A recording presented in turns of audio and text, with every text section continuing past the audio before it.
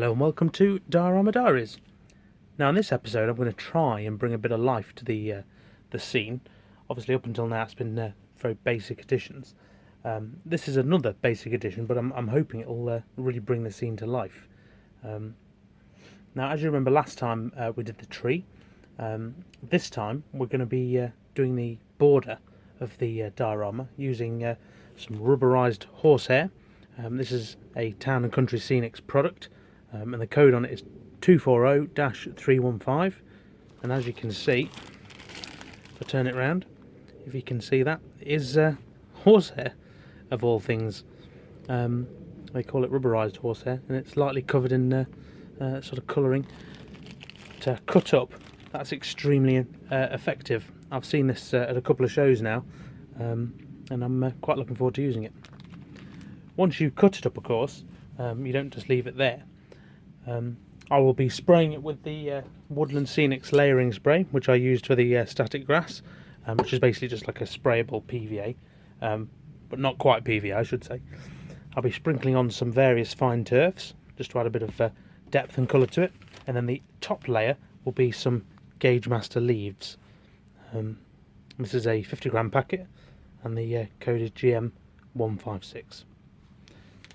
So, it's time to get that unboxed, or unwrapped I should say, and we'll get on with making some hedges. Right, join me in a second. So, now we've taken the top off the packet, I'm going to pull it out nice and slowly. As you can see, it is a giant sponge, it's a very weird texture. It's weird knowing that it's horsehair, but what we're actually going to do, which it is rubbery, it feels weird, we're actually going to cut a strip off. And then once that strips off, we're going to then pull that in half, and that should form the hedge, and it should give a nice rough edge. So hopefully I can show you this while I'm doing it now. So I want a nice thinnish hedge, so it's probably 1 centimetre. Hopefully these scissors are good enough to go through this.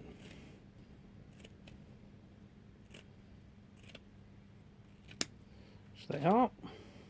Put that down so you see you get a nice rectangle square, and you literally, the idea is to pull it in half.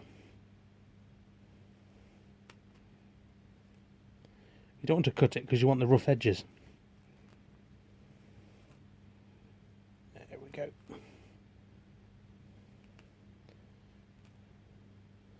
There we go. And as you see, you're left with the basis of a, if I focus you in, you're left with the basis of a nice hedgerow. So you can see why that forms quite a nice base layer. Of course, once it's on the layout, you place it somewhere like that, and you can kind of see already where it's going to go with that. Now obviously there's a couple of strands which are taller than you want them, so I'm just refocusing you in, such as this one. You literally just cut them down when you're ready, just before spraying.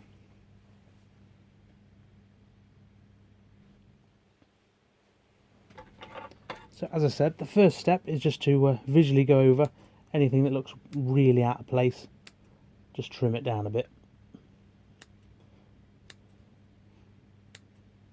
Obviously the hedges I'm trying to recreate are almost as close to wild hedges as you're going to get, so they're, although they are cut, they are relatively unkept. And there we go, that should be perfect.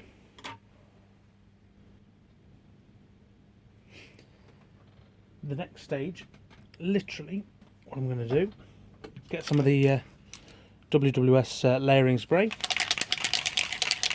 give that a good shake.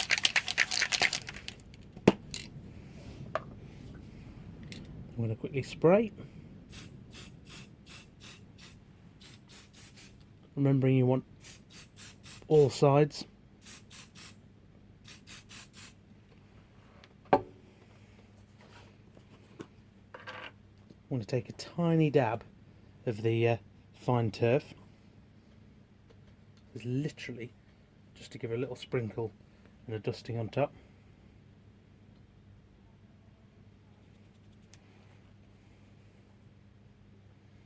This adds a bit of depth to the colour, particularly because the the leaves are quite bright. It's going to be hard to see on the camera, that, but you have to trust me, it's getting darker.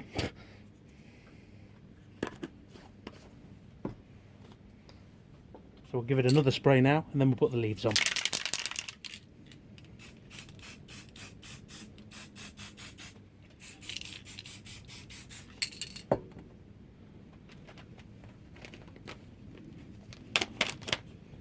Probably help if I had the leaves open in the first place.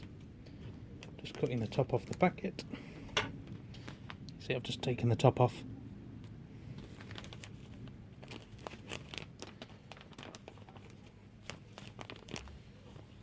I'm literally just going to scatter from a distance.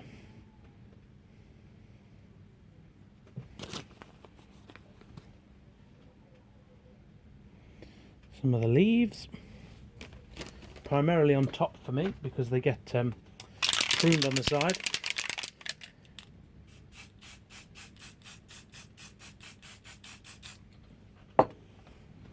Bit more layering spray.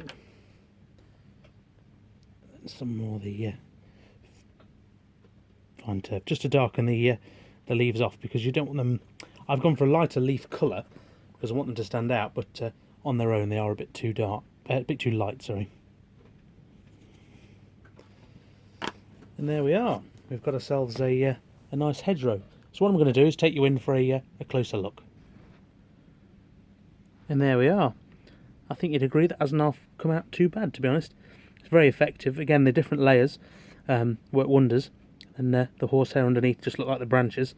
It's extremely effective. If this was going to be a hedge in someone's garden, for example, you'd probably do the sides as heavy with the scatter and the leaves. But mine is simulating a sort of farm hedge, and the edges, the sides as it were, always get cut, and they're not cut to look nice, to be fair. So no, this is perfect. I'm going to now fix this in situ and see how it looks. And there we go. As you can see, such a simple change, but it really does add a bit of life to the scene. What I'm now going to do is go around the border, so there's going to be a hedge going pretty much the length of the back of the shelters and containers there, and that should really bring the scene to life. So I'm going to do that now, and I'll show you how it looks.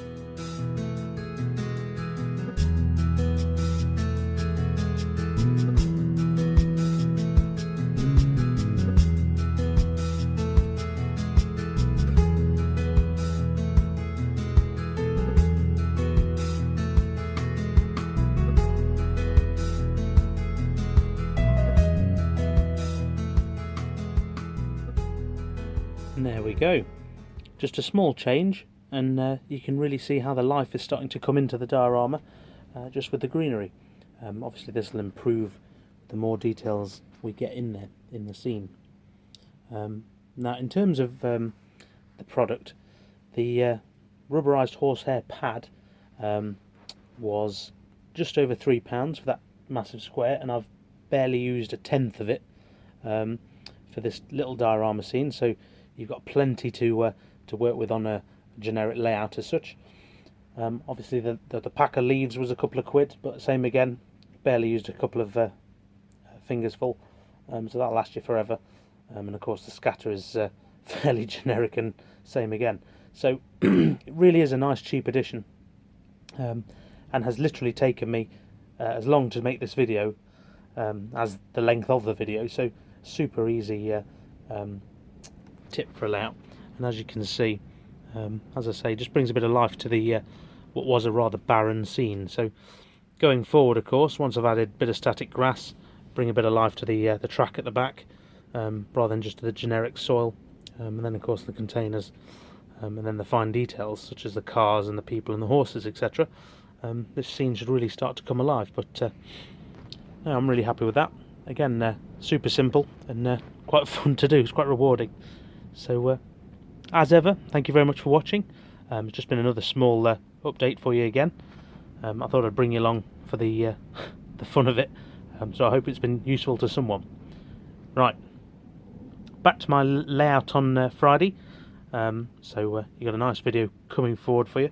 There's a few bigger projects coming for the layout as well, so make sure you stay tuned for those.